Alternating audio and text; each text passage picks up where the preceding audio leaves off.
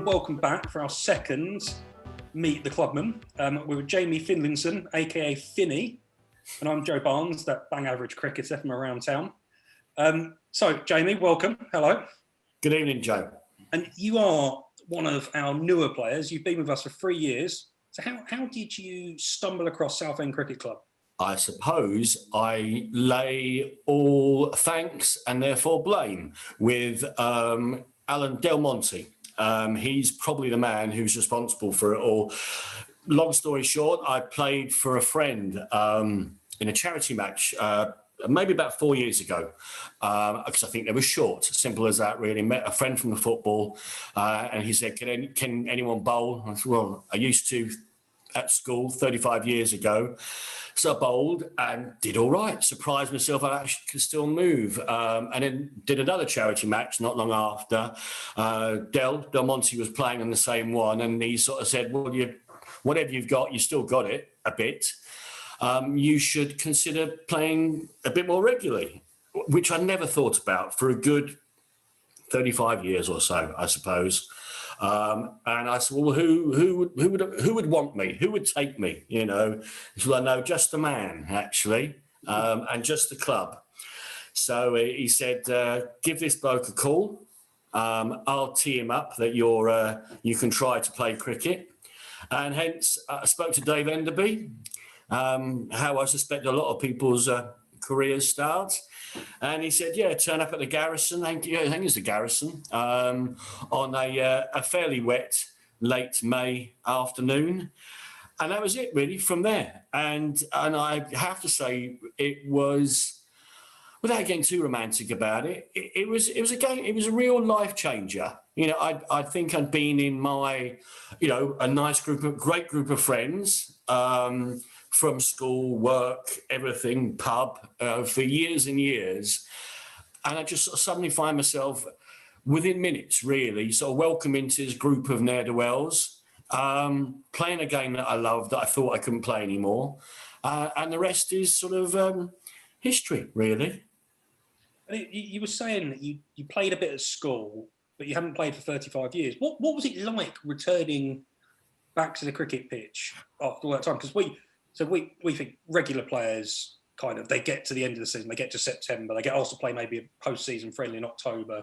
Yeah. They get round, they get in the nets, they're really excited, but then they get to April and they're like, oh, do I want to play again? All aches and pains. So what was it like after a 35-year layoff? I'd be lying if I said I wasn't nervous, especially when, you play a charity game, it doesn't really matter. There's beers after every over sort of thing. And I thought, well, no, I think it was the fourth or the fifth I was playing for. And whatever level, it's still a game, and it's still a game of people have turned out for and want to win. So I thought, well, I can't let anyone down here, not just anyone, but also myself. I can't let myself down. And I mean, after probably the first ball I sent down, it was probably as wide as Harmison's. But after that, you think, well, actually, no, I can still roughly do this. Not to any great level, but enough to make it an enjoyable afternoon with a great set of lads. And especially in those first 2 years against opposition that were at a similar level as well, I think, really. So yeah, it was a little bit nerve-wracking, probably only for that first match, really. And then it's about who you play with. And if your teammates make you welcome, the nerves dissipate quite a bit, really.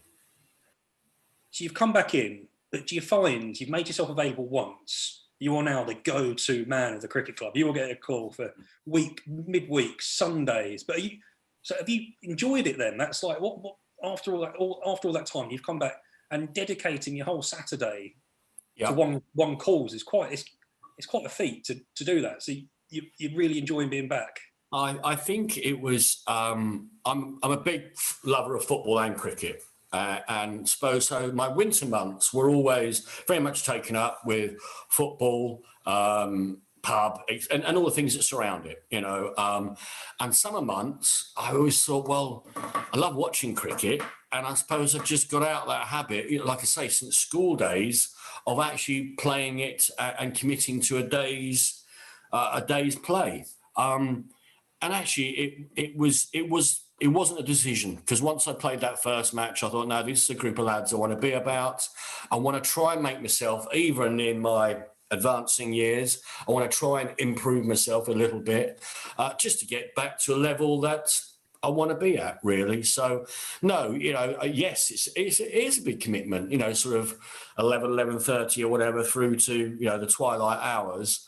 But when you're enjoying it, it doesn't seem like that. And let's face it, I would just be sat at home on the sofa watching a test match or whatever's on the box, really. So, I may miss a bit of the test match, but I prefer playing, But so do you now find that you seem like you've caught the bug, the cricket bug? Do you find Definitely. yourself almost walking around the house, walking around work and turning your arm over on a Friday going, oh, visualising that? I'll give you, for instance, Joe, where I'm sat now is my work. I've got the usual detritus of, pens, etc. But never far away. It is one of those. And, often in a stuck moment at work, I'll be throwing the ball up in the air, dropping it, messing about with a seam, doing anything. So, yeah, it's. I feel like I'm doing the same little quirky things that I did when I was 14 and 15 years old. And let's face it, anything that takes you back to those sort of years is not a bad thing, really. No, absolutely. Really, really, really good. Okay, let's speak about your experience at Southend Cricket Club. So you've had probably last season, looking through your stats, you've had, that is your best season yet back. You were bowling a dream, 3 wickets in a game, great figures, average of 23 odds. So, yeah. Are you raring to go for next year now? We've had a rubbish year of it. We've got a little bit of cricket in, but now kind of looking forward to next year. Yeah, I think that was a bang. Yeah, next year, let's just, for all reasons, obviously, let's just hope everything's back to normal. Get a full season for a start. And also, if the teams work themselves out, everyone will be playing against a level that equates to their level as well. It was still great this season, though, because although there were friendlies, although there was a little bit of sort of, teams are mixed up all over the place, both with us and opposition. I actually thought one of the good things that came out of the summer was the spirit in the games, which I think is phenomenal anyway, with opposition, was even better this year. You were playing against teams who were genuinely grateful of, can you play next week? Can you play next week? Let's see if we can play again with each other. It's been a good game. There was a couple. My memory's as good as my bowling, but there was one team that we played, I think midway during the season. Really nice set of lads, really close game. I think it was Basildon, actually. Yeah, it was Basildon. And we had a good game. And I think just at the end, we were speaking, we haven't got a game next week, nor have they. So let's try and get it on again. And it was just a really nice way to play cricket, Still played hard, still played fair. But I think that was, at a strange season, that was one of the nice things that came out about it. But yeah, next season can't come soon enough. No, and as well, so you were saying kind of we're playing mixed ability sides last year. How good was it to play with, so you've come back, you're giving it your best. How good is it to play with someone that has been like a first teamer and stuff like that, like to mix and actually get to know people? I find that's the best thing. When you come and play your cricket week games, your Sunday games, you actually get to see people around the club that you don't always see. Yeah, no, and especially for me, because I've only been there for 3 years or so. So obviously there's quite a lot of lads and lasses who have been who are in teams that are higher than myself in the first and the seconds. And a lot of them have been there longer than me as well. So it's a good time to mix up with people, both on the pitch and afterwards as well. So I would say that is a massive plus point. Sometimes playing against the ones that are at a different level as a bowler can be soul destroying, really. There was one team we played, and it was a Sunday. It was the only Sunday game I played actually this year out at. Who are the team that play out at Eaton House? Can't remember. I am the player that kind of tell me where I'm meeting, where I'm getting picked up, and I'll be there. But exceptional grounds. but their opposition was a level above me. And I think that's where I got my worst figures of the season. And, you know, when you're knocked for six over your head, you think, oh, what am I doing here on probably the hottest Sunday of the year as well. But you go home, you pretend you've forgotten your login to play cricket, and you go again next week. Really, yeah, good. That is definitely the spirit, and the way cricket should be played is actually got to remember we are kind of our ones, our twos are kind of really good size, but the club is more than just playing like brilliant, like kind of hard cricket. It's actually being able to go out and enjoy yourself and enjoy the company of your teammates. So let's speak about some of your experiences with your teammates. You said, and this is going to be a question that runs through because every club has a bloke everyone laughs at, and ours is Dave Enderby. So what is your favourite Dave Enderby story? As I heard Spearsy say, there's a few, even in my short time. I'll give you a thing and a moment. My thing that people may have noticed, if you ever have the misfortune to share a dressing room with him, is his cricket shorts under his whites. I've said to him before, they look like the Turin Shroud. I don't know what is holding them together. It's hope and judgment more than cotton, I think, really. But I think my favourite moment is probably season before last. We were playing, I think it was a fours up at Orsett, I think it may have been. And there was should we say a big lad who played for the other side who was bowling. And him and Dave, I forget how, it was some, possible run out that went a bit awry. Ended up with Dave and him hitting mid-wicket. And seriously, Joe, the noise could have reverberated around Essex. There were small Japanese towns experienced a tsunami, I suspect, after it, really. And just they were both in pain, but I looked around, myself included, and 10 people were just trying to stifle laughs on the shrieks that were coming out of both of them, really. So there was also the time he decided to head the ball. Instead of, it was possibly up there. It may have been, for a batsman, and he can bat, Dave. He could have clipped it away, but they decided to head it for, just trickle down the leg side. So, yeah, there are many, and then obviously, what goes on in the bar stays in the bar, really. But he's just a pleasure to be around, and a nutter. Well, what normally stays in the bar is Dave Enderby. He's always the first one in and last one out. So, that's a very good point. that's fine. No, that's good. Okay, then let's go a bit away from the football ground. You said you're a big football fan. Southend, right? Again. Yeah, from the sins. Yeah. It's a very much local sport. What? How important do you think it is to kind of support a local team? And like you're playing for Southend Cricket Club now. You've got Southend Football Club right down the road. And I presume since you're a young lad, you went to watch them play. So how important do you think it is to have a good, thriving local sports scene? I think it's tremendously important. I've always obviously been a Southend supporter. And I will never hold it against people who support other teams. People support teams for a number of reasons, a myriad of reasons, And for all I'm concerned is people love their game, be it whichever mast they pin their colours to, really. But I do feel blessed, and that's a strange thing to say as a Southend United supporter, considering current plight. But we overlook how lucky we are, really. We're in a town that has its own football club, for at least in a league as well, which, I think 92 clubs have that. And yes, and it is a strange, I was never good enough to play for Southend United in any shape or form.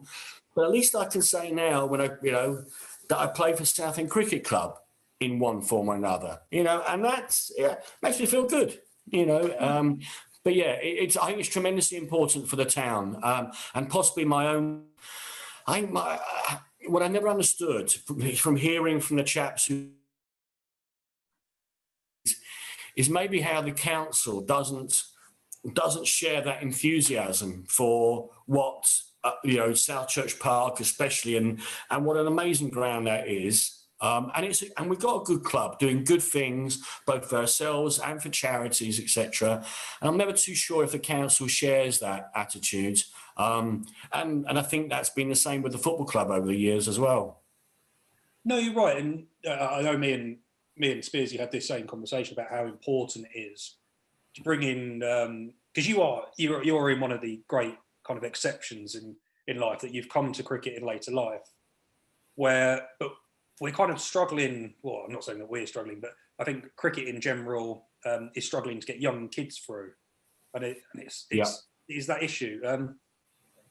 So yeah, it's one of the great mysteries of why local councils won't support kind of cricket clubs, and they complain about suddenly all other issues and manner of things of kids being on the street, but actually they're not supporting the local cricket clubs. And we're very fortunate we've got kind of great facilities and great places to play, but not everyone does. So yeah, you're right in that regard.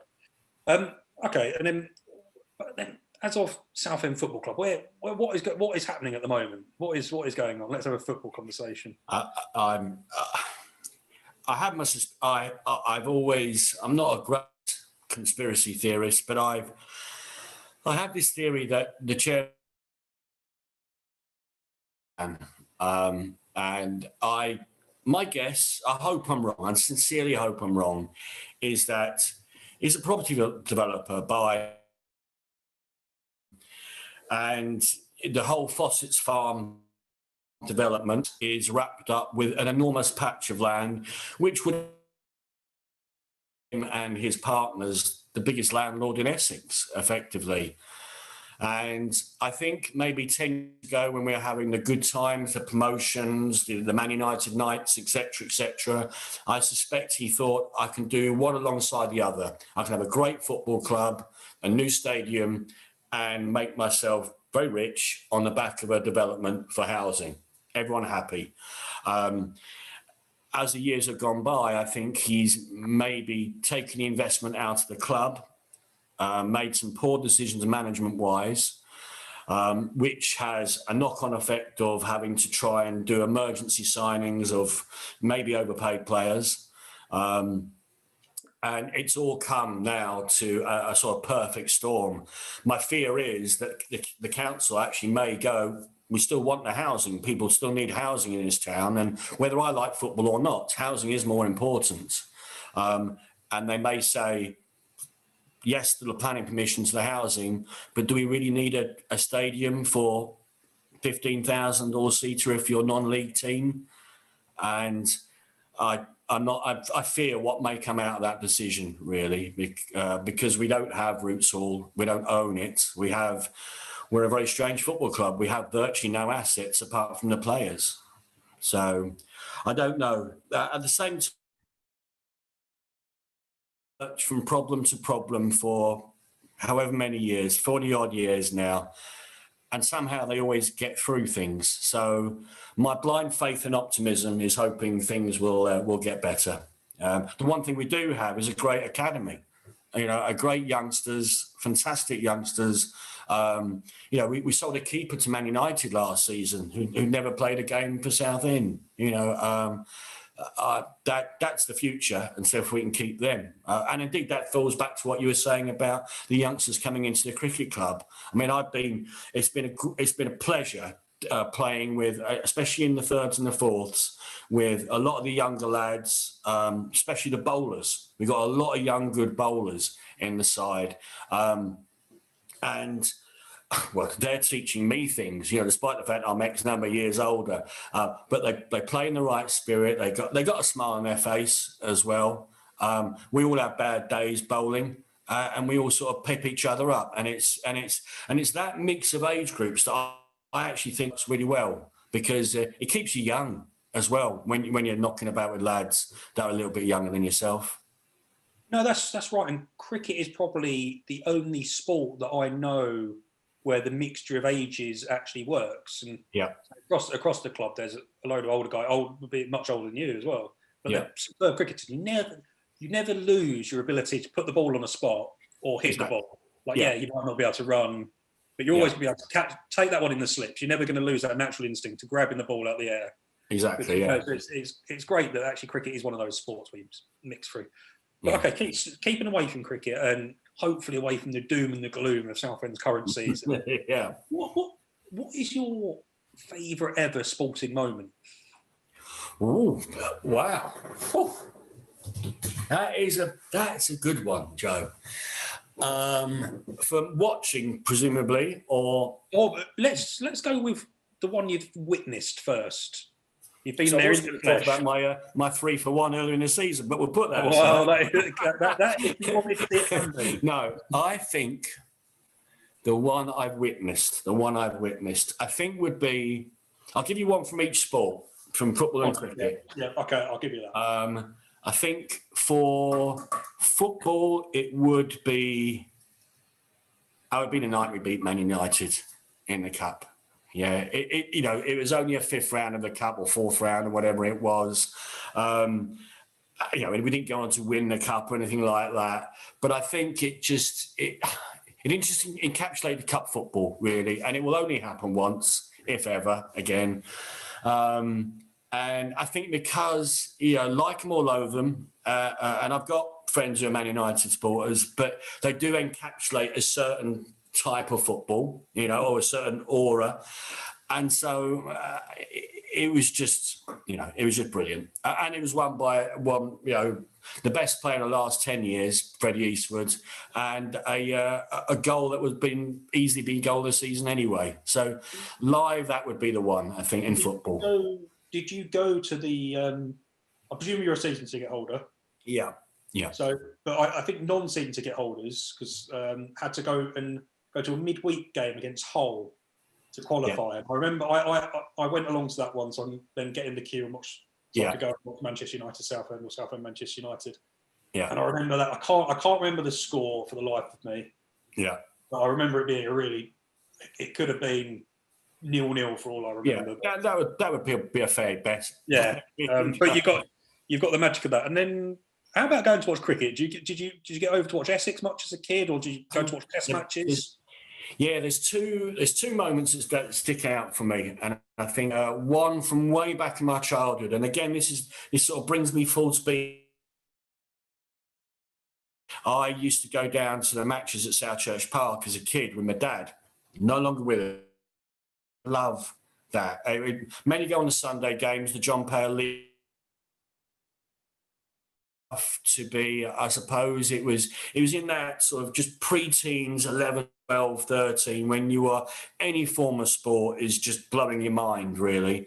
And I could go down there and you are yards away from who my heroes at the time in a cricketing sense, both for Essex and the opposition.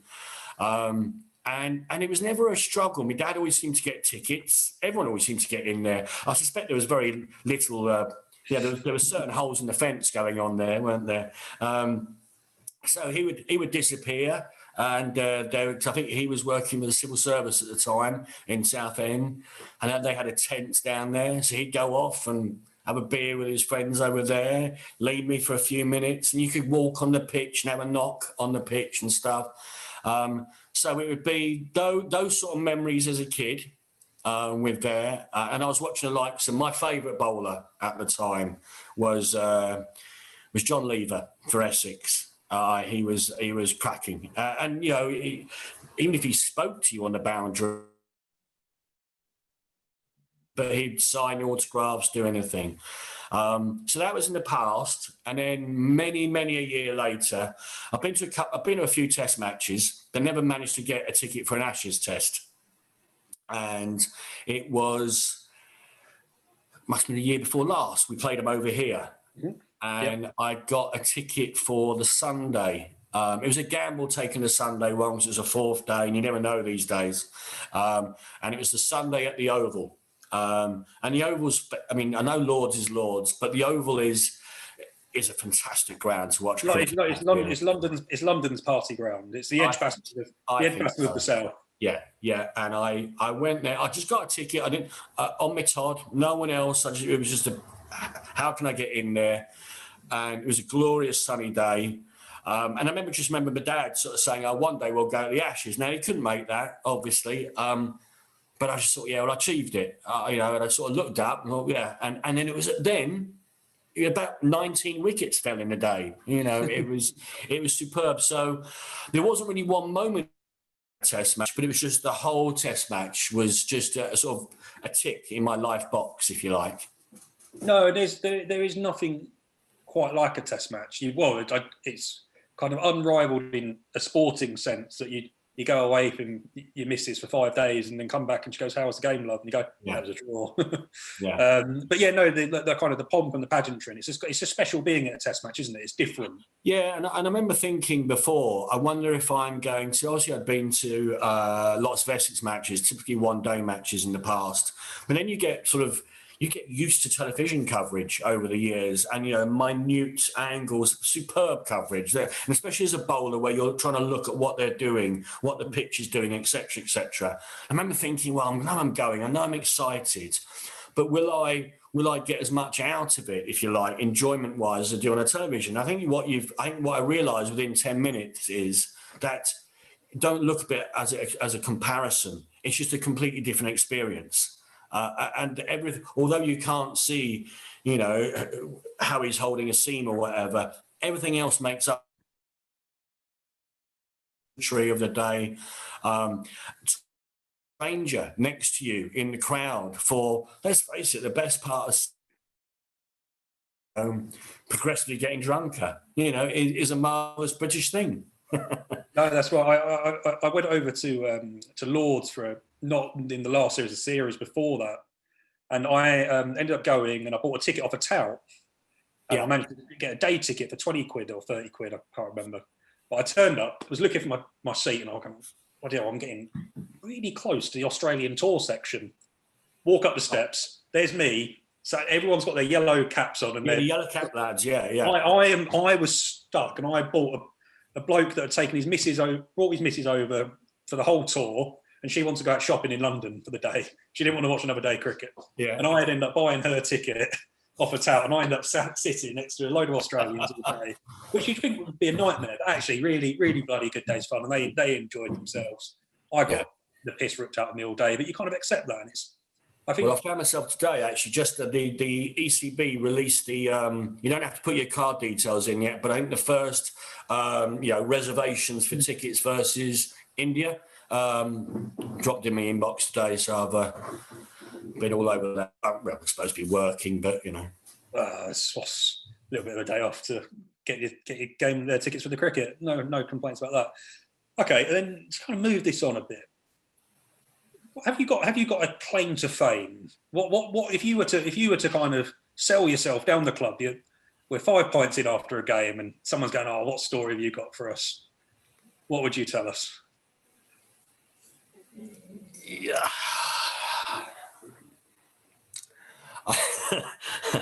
I've got to be. There's a few, but probably not best for this. Yes, PG audience, remember? Yeah, I think so. Come back to me on that one. Come back to me on that one, Joe. One thing that I do like, and Wayne Spearsy said the same thing, the importance of having a local cricket festival. So we've lost the Essex come to South Church Park, but they used to play at Garrans Park. Yeah. And I kind of think this is something that Southend and all the Southend clubs and all the local clubs should kind of throw their weight behind. Absolutely. And looking at trying to convince Essex, even if it's for a one day game, come back to come back and play in the local community. Because I know they play up in Colchester now, but it's not the same, is it? No, I think it's massively important. Like I said, it's how I got to watch cricket live as a kid. And whether I've been watching, on the television because I just like cricket, but there must be a few lads and girls who are growing up, especially that sort of 8, 9, 10, 11, 12 sort of time, when you've got a lot of sports are fighting for your attention, if you like, and certainly your participation. And if you can't go and live, breathe, touch, see live, detriment, and I've never quite understood the Essex decision on it. Or I know there was issues with the pitch and stuff in years. happened for one season, presumably with a groundsman who may not even be with us anymore. So, yeah, I think if you look at the teams across the borough even, or even wider, just across southeast Essex, you could have a hell of a lot of, hopefully, influence goes into what would it be, the ECCB, I suppose, and just say, look, Essex is it's a massive county in terms of a landmass. It's very big from top to bottom and from left to right. And just having literally everything focused in Chelmsford, which is not always the easiest place for people to get to. You know, we're served by 2 train lines. Chelmsford isn't. At least for one day game. You know, even if they can't have the whole festival week again, I'm sure that our ground, Garron's, or one of the others that we know of in the borough could host this thing. And it goes back to, yes, of course we'd turn up there, but if you can encourage the kids to go, that's when you get them, and that's when you're getting Essex supporters for life as well. Yeah, no, absolutely. And I think I personally think it's a massive mistrick because as I said last time, I made my kind of best cricket memories are over at kind of the festival, but now we've lost that. Okay, now what about your sporting heroes? So we've mentioned lever bowling, but you're a big football fan. Have you got? We've lost Diego Maradona this week, one of life's great players and characters. Yeah. Who are the stars that you look back to and have wanted to emulate? Yeah, I think on the cricket side of things, I mentioned Lever, but on the early Essex days, I can't bat, as 11 of my teammates will testify to. But I always liked it was in that sort of halcyon Essex side of the early 80s, if you like. And it wasn't actually Gooch; it was his batting partner for quite a few years, Ken McEwen, who I was thought was a cracking batsman. Figures, amazing figures. It helps obviously as a kid when they're winning everything, you know, in sight. So I think Lever and McEwen on the Essex side. England at the time, well, and still to this day, I think you'd be hard pushed to find a man who just encapsulated life like he did and grabbed it by the short and curlies. Again, on the cricketer. But there was another, I was thinking about this earlier, and actually, there was a chap who you never hear referenced anymore, played for England lots of times, played for Nottinghamshire, I think it was. Derek Randall. Always seemed like a nutter to me. Always seemed like the bloke that you would want to have a beer with in the pavilion afterwards. Could bat, was quite cracking fielder from what I remember as well. Very known for like run-outs, etc., being sharp in the field, but also being sandwich short of a picnic, really. So I always quite liked him. And then, but there was the crazy thing as well. If you ask me, who would you like, which footballing foreign teams did you admire? No, just England. But with cricket, I used to look at Joel Richards in awe. I mean, obviously doing for 2 different things. Again, I found myself watching that Fire in Babylon documentary the other night.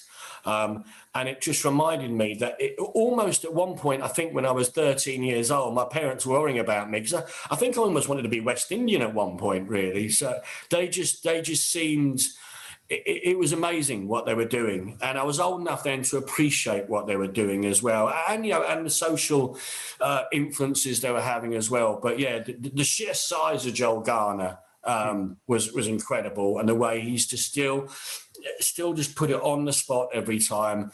And Viv Richards, just with that sort of swagger, really, that made everything look just so easy. So they were my cricketing heroes, if you like. Football-wise, well, with Southend, it's a lean fare, really. But I suppose Bobby Moore and George Best. I still think I only got to see George Best in his latter years, obviously. But at least I did see him. I saw him play at Southend once for Bournemouth. He could hardly run, and he was making passes that other players couldn't see. So what looked like a bad pass was actually because the other players for Bournemouth didn't know where to run to. He was, I think and of course, you read the books and all his tales, and what lad wouldn't like to live a life like that, really? Exactly, no, and it's a massive point. I think it kind of goes back to what we were saying earlier. Of you never really lose your core skills when it comes to football, when it comes to cricket. And it's a brilliant thing about cricket is everyone can get involved. Thank you for joining us.